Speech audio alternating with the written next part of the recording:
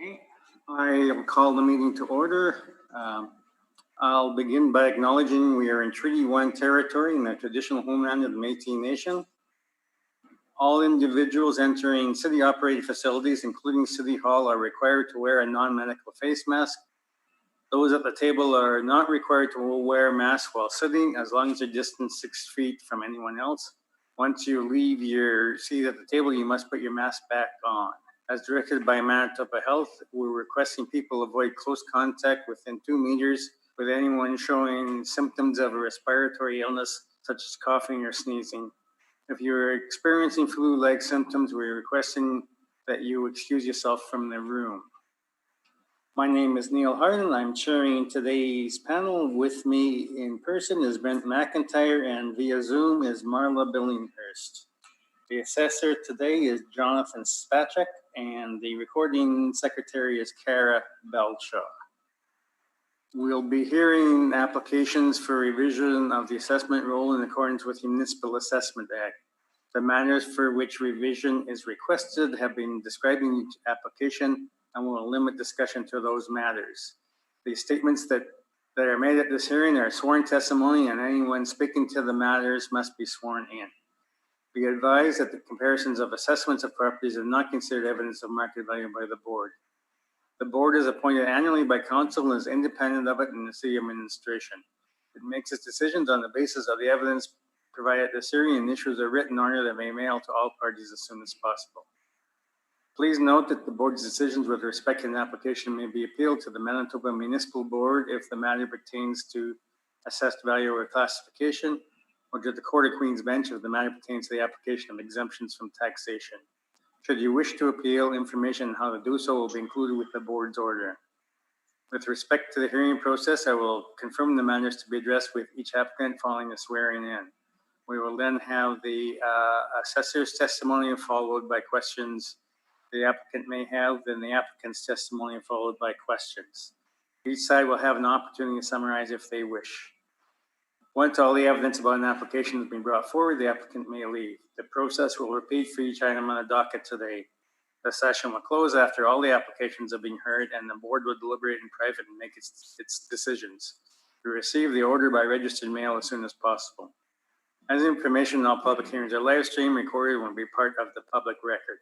Use of cell phones is not permitted except by the approval of the chair. So can you do the swearing in? We'll deal with items 311 Portage and then 51 St. Anne's Road first, and then we'll go to Pennant Road and Archibald Street. Looks like our screen is frozen. All right, so I'll start with the assessor. Jonathan, can you hear me? Yes, can you hear me? Yeah, but you're frozen on our screen. Oh, it's odd. I see it fine. I see everybody. I'll try to rejoin if you'd like. Oh, no, there you're moving again. You're moving. You're just moving very slowly. All right, for the record, please state your name. Jonathan Spacek? You confirm the evidence you'll present today is the truth, the whole truth, and nothing but the truth? I do, yes. And Mr. Slaughter, for the record, please state your name. Yes, Rod Slaughter. Do you affirm the evidence you present today is the truth, the whole truth, and nothing but the truth? Yes, I do. Thank you. Thank you. Okay, so the first item is 311 Portage Avenue. Mr. Spacek, you can proceed. All right, thank you, everyone. We are at 311 Portage Avenue, roll number 13099068870. We have a 2021 assessed value of $24,369,000. Mr. Slaughter and I have talked about this one before, so I just wanted to give him a chance to say anything if we are going to go through with what we were talking about before. Just make sure, and if not, I will keep going. No, that's fine, Mr. Spacek. Thank you. So, Mr. Chairman, if we may, we'd like to simply request a confirmation via Section 54.1. We're in discussions and negotiations with the city regarding the same owner's adjacent parkade, and I'm optimistic that that should be resolved, in which case this appeal would just not be appealed further to the municipal board. Okay, so having heard that, Mr. Spacek, can you lead us through your evaluation for the record? Yes, absolutely. So the total value is 24,369,000. You can see it's. Oh, here I can. Sorry, remind me to share my screen next time. All right, there we go. Do you see my brief here? Perfect. So we have 24,369,000. Subject property. Just included some internal pictures. Again, we have this class as an OFB. There's 103,441 square feet throughout the property. Built 2015. 9% vacancy loss, standard for OFBs, expenses 2%, shortfall $11, 6.75% cap for that total value of 24,369,000. I've included some comparables, but if you need any more information, let me know. Okay. Brent, do you have any questions of the assessor? I have no questions. Marla, do you have any questions? No questions. Okay, thank you very much. So that closes this property. Then we'll go on to 51 St. Anne's Road. Thank you, Mr. Chair. Just let me pull up the files first. No problem.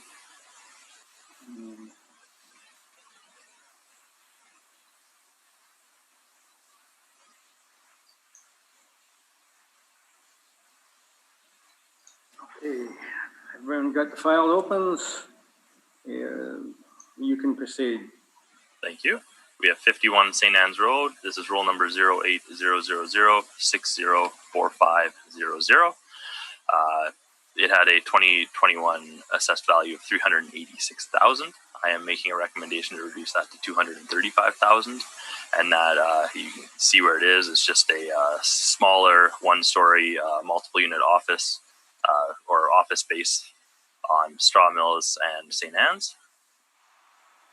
And our original workup, you can see 1,640 square feet at approximately $15 to $17 a square foot. Standard OFS parameters, see at that 386. And I believe I've included my workup. I did review the actuals and similar properties like it in the area. And, I was of the opinion that $10 is probably more appropriate for this property. I used all this rest of the same parameters, and that works out to a total value of 235,000 if the appellant is okay with that. Okay, how do you feel about that, Mr. Slaughter? The owner accepts. Thank you, Mr. Chairman. Okay, thank you. So that, any questions from the panel at all? I have no questions. Marla? No. Okay. Thank you, Mr. Slaughter. Then Thank you very much. Thank we'll you. move on to 535 Kenneth. I guess I have to swear my fellow in I do, but Jonathan, I need you to stop screen sharing, please, because I can't do anything when you're sharing. there. Okay, thanks very much, everybody. Have a good morning. Thank you. You too. Morning. Thank you. Okay. Now, Pennant Road. This is the one we have to.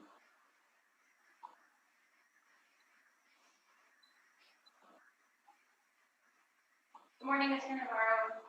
Good morning, For the record, please state your name. Marcelo Navarro. Do you affirm the evidence you'll present today is the truth, the whole truth, and nothing but the truth? I do. Thank you. Okay, so 535 Pennant Road. You can proceed, Mr. Spacek. Great. Thank you.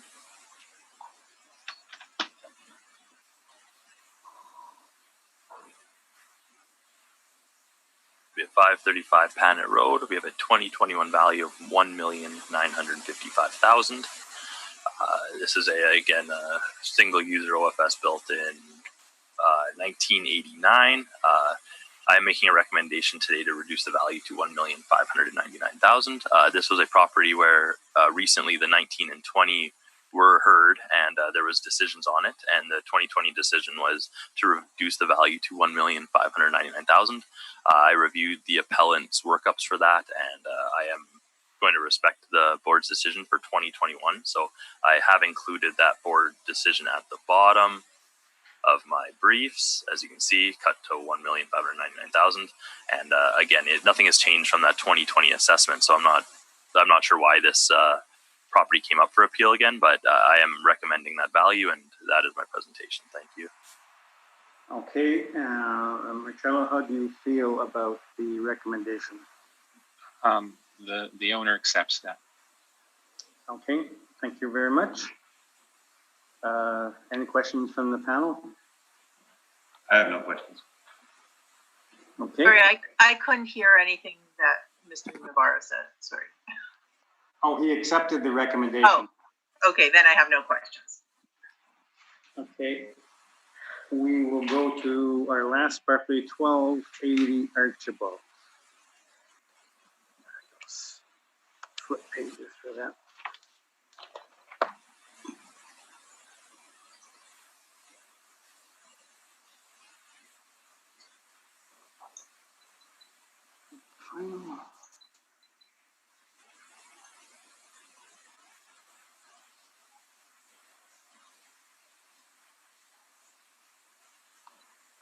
Okay, so 1280 Archibald, you can proceed, Mr. Spacek. All right, thank you. As you can see my brief here, we have 1280 Archibald, roll number 060934668855. We have a 2021 assessment of $1,787,000. We have a 1963 original build with a 1970 effective year due to a recent renovation. We have a leasable area of 11,479 across the main floor, top floor, and some basement space. You can see my photographs here. This property is just north of Fermor, right on Archibald Street. You can see the front view of the property on my lower pictures here. It has a retail style, office style main floor with offices in the second floor as well. Here, there's no subject sale history, but I did just highlight the subject properties I could find in the lease. These are the reported rents for the property. I just highlighted the yellow ones as the owner occupied rent, so I wouldn't take those as actual net rents, but they were included in the mailer. But the 5 other main floor tenants are their square footages with their rents ranging from $17.99 to $20 a square foot. Subject property income workup for our model, it actually made a range of, you can see all the different square footages across the building. We have the third, fourth, and the second last one as, or the last one as substandard basement. So those are smaller square footages in the basement at lower rents of $3 to $4. But the actual office spaces themselves are ranging from $10 to $16 a square foot. The overall rent for the whole building works up to $12.52 a square foot if you're looking at the overall value. We're using our standard OFS parameters for this property. We have 5.5% vacancy with a 2% expenses, $7 shortfall, and a 7.2% cap rate. I believe after going through the appellant's brief, the major issues are the rent and the vacancy. So keep that in mind. I believe the cap rate is agreed to. I have included a wide range of OFS rents across the city. We have 2 pages of them here.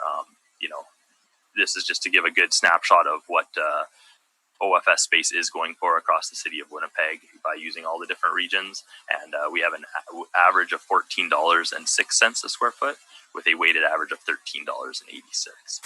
When I did review this list of comparables, one of the ones that stuck out as a pretty decent comparable would be 13 Border Street. It's a single story OFS on the corner of Notre Dame and Border, so it's kind of off. It's off of a busier route near St. James compared to Archibald being a smaller street, like Notre Dame in my opinion. You can see we have numerous 1313 border rents on here. $11.50, $12.50, $11. There's a much more near the bottom here with 3 more ranging from $10 to $11. So I believe showing these comparables, that average rent across the building of $12.52 for a nice 2-story OFS is definitely fair. We have the full income workup on page 8 again. Our cap rate chart on page 9, but again for this one I don't believe cap rate is an actual issue. I've included the income and expense mailer on page 11 going down. The owner has filled it out and has put that the actual space vacant is 0. Just to keep that in mind, I believe it is fully rented out. All the tenant verification filled out on page 13. That is where I got the net leases from. And then I've included our original from 2020. Nothing has changed from that addenda information. So if you can keep you can read through that at your pleasing. And that is my presentation. Thank you. Okay, questions, Marcello? Yes, if I could get the assessor to unshare their screen so I can actually scroll through the brief myself. Thank you. No problem. Okay, go ahead. So one thing that I've noticed right away is that this is partially owner occupied, correct? Correct. Okay.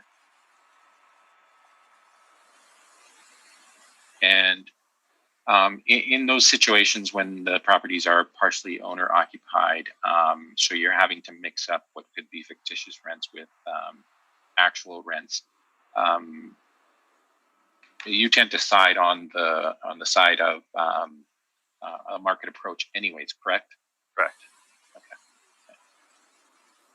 Now, in terms of the vacancy that you've put on there, 5.5. I'm just going to quickly scroll to mine to.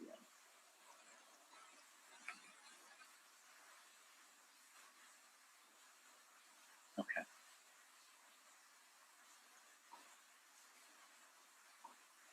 Okay. So I see what the issue is here. If I could actually address the board on this issue later when I present, I'll deal with the vacancy issue. In terms of the rents, we're not actually that far apart. I noticed in your commentary that you singled out 1330 Border Street, I believe. Some of the rents that I actually looked at while you were doing your presentation, I noticed that they're somewhat similar to my rent. So there is a disparity there. I would say that, do you have any other choices in your list that you think are good comparisons? From my list? Yes, from your list.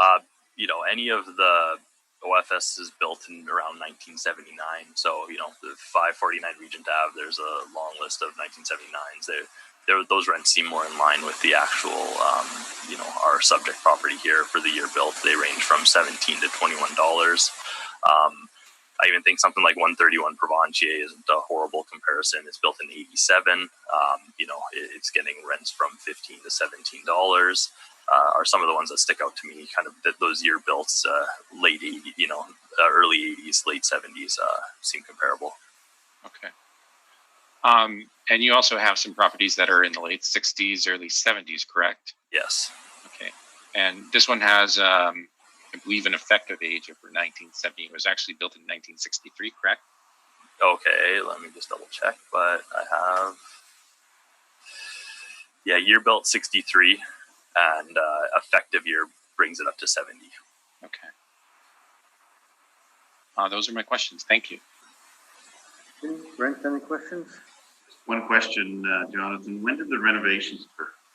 I believe approximately 2 years ago. Let me just double check. I believe it's right around 2 years ago. It's a recent renovation. If that's Okay. Any value on it? I can find out.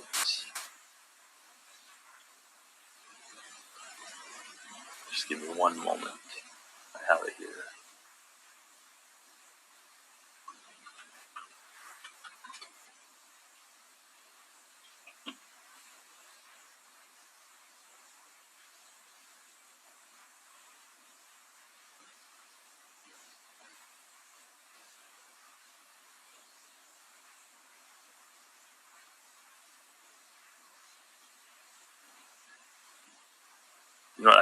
I did write it down, but I don't seem to have it. Sorry.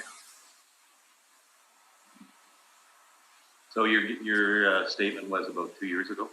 That's what I thought it was, but yeah, I can't find where I wrote it down. Sorry.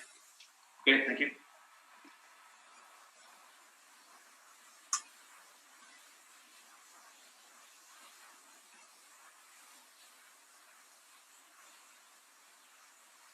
Okay, Marla, any questions? No questions.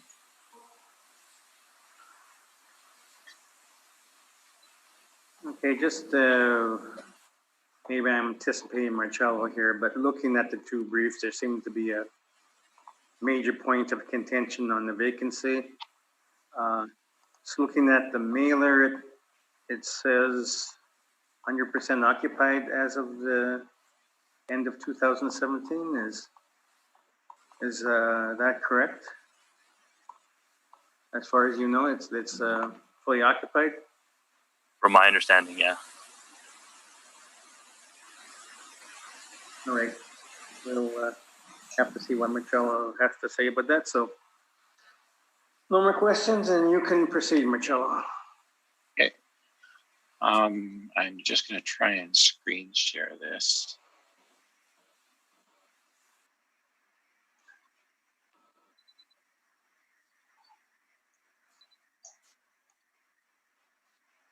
Oh, wrong screen.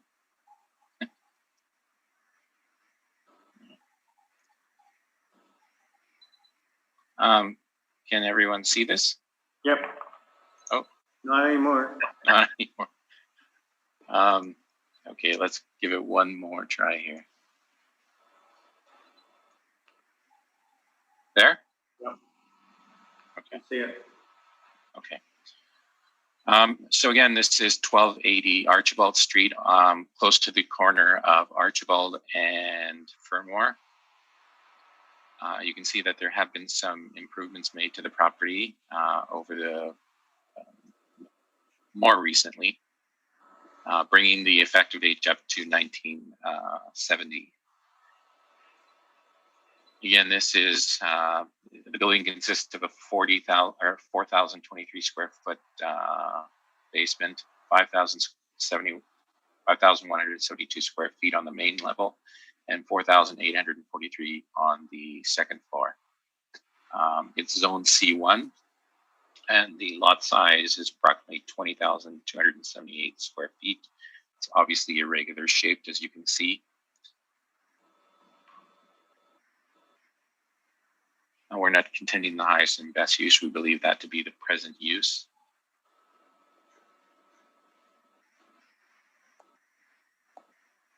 In terms of the approach that we're using, we're obviously using the income approach to value. So the rentable area that we're using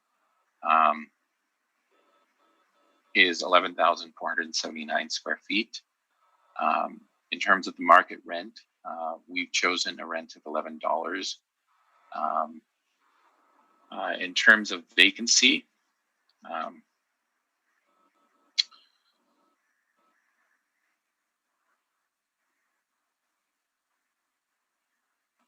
I believe that based on the current situation,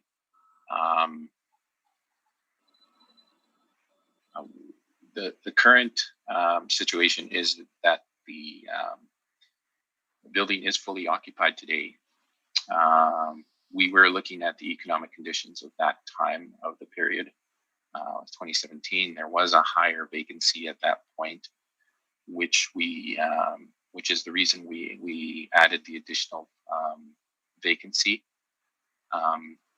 That was based obviously on the economic situation in 2017, as we took 2017 as the we took the income and expenses from 2017. I would say that based on the current situation, even though the economic conditions were different at that time, we are reflecting the physical condition of the building currently. So I don't believe that the vacancy is as high as 15%. And probably the vacancy of 5.5 is more appropriate. So I will agree with the assessor that the vacancy is should be 5.5%. That is the larger contention, obviously. or the largest, the more contentious issue. In terms of a shortfall rate, we're agreeing with the city on a $7 per square foot shortfall rate. Non-recoverable expenses. Of course, we've had this ongoing issue with the city of Winnipeg. So we use 7%, which is 5% plus 2%. And the capitalization rate, we're also agreeing with the city of Winnipeg. Obviously, this will require a slight adjustment on the final valuation because, as I said, I am agreeing with the 5.5% vacancy that the assessor has elected. So I would have to make an adjustment on this final income value.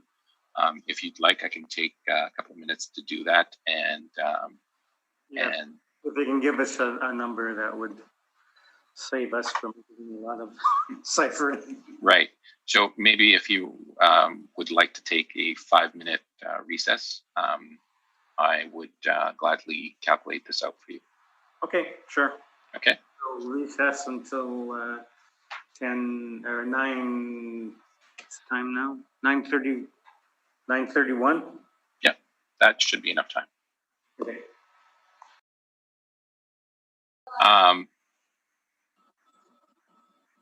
Okay, so proceed. Okay, ready to go. So here I've revised the valuation based on the 5.5% vacancy. As you can see, the building age is 1970. The leasable area is 11,479 square feet. At $11 per square foot, that produces an income of $143,720. We've applied a 5.5% vacancy to that, which adds to $7,905. We take that from the income to produce an effective income of $135,815. Non-recoverable expenses shortfall produces a net operating income of $121,889,000. And we have a capitalization rate of 7.20, producing an income value of $1,692,907 or $1,693,000.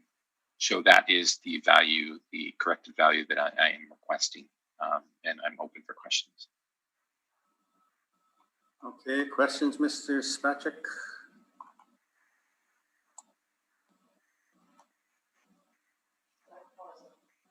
I will stop sharing, actually. There you go. This is my on. There we go. Thank you. So just a quick question regarding the rent. We can agree that the subject property, not including the owner-occupied portions, but you would agree that the subject is obtaining rents from, $17.99 to $20. I would agree with that.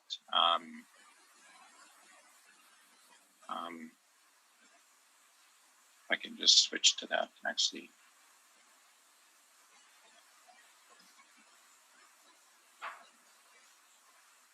Yes. However, there is, a small disparity in terms of the leasable areas. So I would say that the rents would vary. If you're looking at the bakery, Bean Canada Incorporated, I believe it's called New Health Meds. They're fairly small areas. They're all under 1,000 square feet. So they would typically have rents that are higher per square foot. That being said, we're looking at a total footprint of, I believe, 11,000 square feet.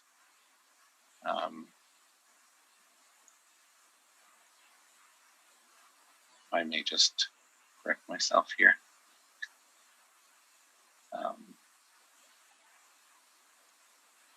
Yes, 11,479 square feet. So what I would say is that the basement areas obviously have low rents. The smaller areas, the ones that you're looking at, have higher rents per square foot. There are some larger spaces in there that are occupied, owner occupied. So we don't know what type of rent they would get. I mean, we can both acknowledge that we defaulted to a market approach.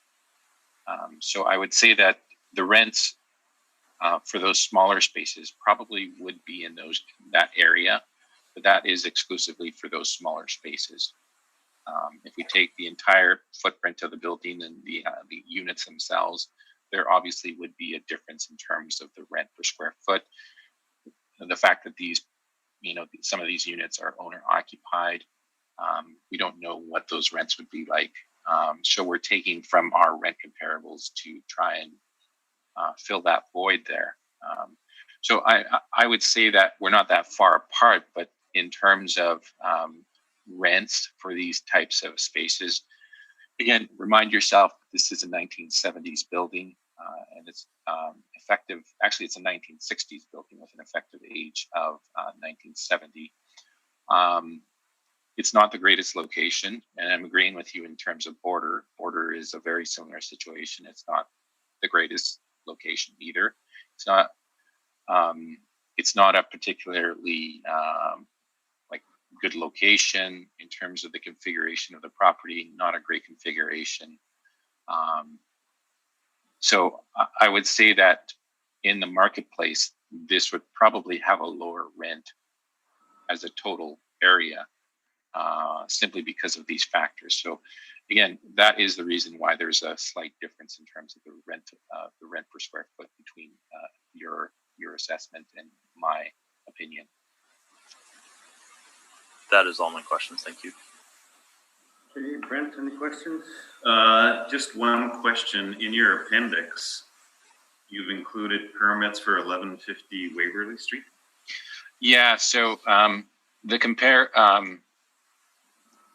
much of the rent argument that I produced for the $11 per square foot was taken out of the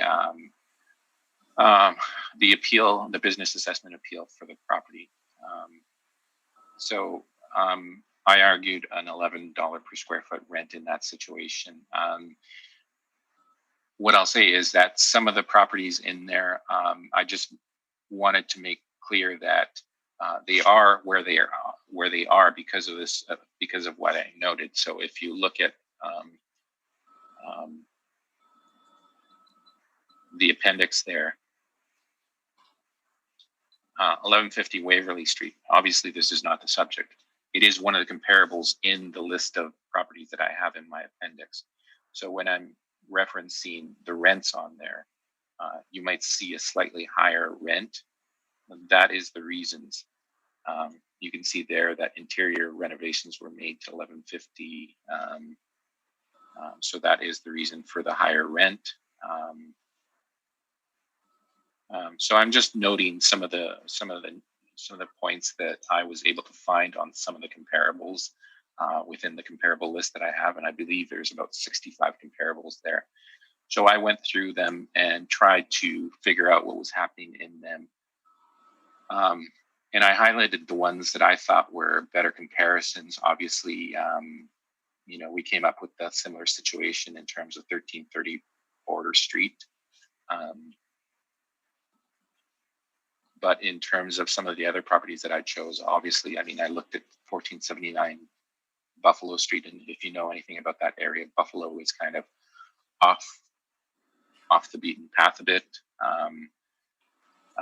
Pembina is a much better location, $10 per square foot. And again, I've got quite a few on 1330 Border Street. Okay. So I hope that answers your question. Yes, it does. Thank you. Okay, Marla, any questions? No, I was kind of wondering the same thing, but you've answered it. Thank you. Okay. So Marcella, what would you say is your best comparisons? Well, I would say that 1330 Border Street is probably a very good comparison. Simply because it's out of the way. And this is Archibald, but if you know Archibald, it's not in my opinion, the best street to have a commercial business on. But again, that's just my opinion. Especially the location where it's at, coming around the bend there and just about to hit Fermor. In terms of visibility across the street, across the city, I mean, you really have to know this area to know that this building is there. And I think Border would fit that situation also, as opposed to properties that are on main thoroughfares like Pembina, Main Street, St. Mary's, those larger nodes. Okay. And so the main differences then are the rental rates and then, of course, the non-recoverables. That would be correct. Okay, I have no more questions. So summation by either party on this one? I'm fine, thank you. I have none. Thank you. Okay, well, thank you very much. Then that closes today's hearing. We will get back to you as soon as possible. Thank you. Thank you very much. Thank you.